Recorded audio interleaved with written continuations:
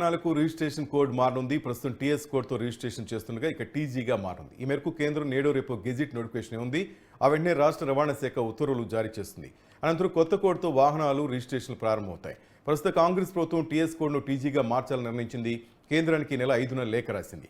రవాణా శాఖ సంయుక్త కమిషనర్ పాండురంగ నాయక్ ఢిల్లీ వెళ్లి ఉన్నతాధికారులను కలవగా 1-2 రోజుల్లో నోటిఫికేషన్ జారీ చేయాలని కేంద్రం నిర్ణయం తీసుకున్నట్టు తెలుస్తోంది.